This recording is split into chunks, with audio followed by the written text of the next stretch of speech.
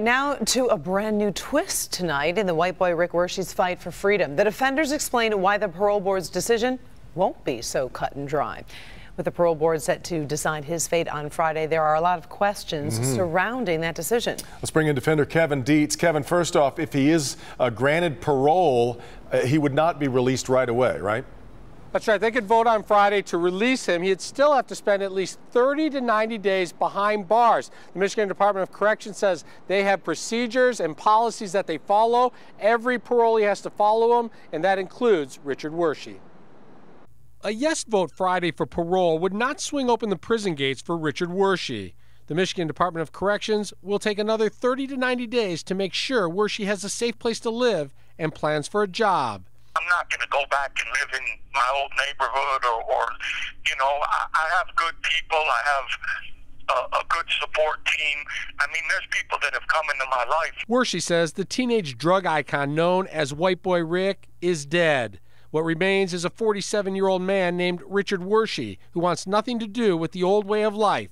He's eager to live an ordinary life. I want to visit my grandkids. I want to visit my grandparents' graves.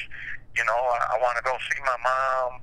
Just, you know, things that I haven't been able to do in so long, you know, see my nieces and nephews, my kids. I've been caged up my whole life, so just be free. He has had multiple offers of housing and work.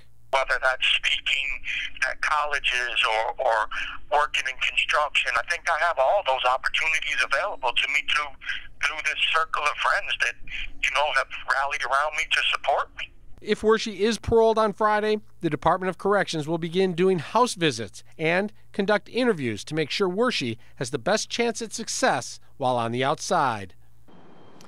And as we reported yesterday, Wershe still owes the state of Florida 22 months for a crime he committed behind bars, but his attorney says he's pretty confident that he's going to be able to make that go away and convince Florida to forgive that time, which would allow the Michigan Department of Corrections to focus only on finding a place where Wershe will be safe on the outside. Kevin Dietz, Defenders. Kevin, one more thing. Let's talk a little bit about Friday morning. The board votes in what is typically a private session, right?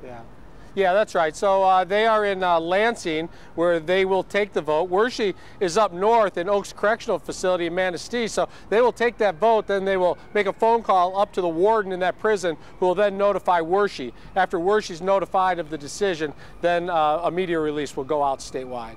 We'll, of course, be following it very closely on Friday morning. All right, Kevin.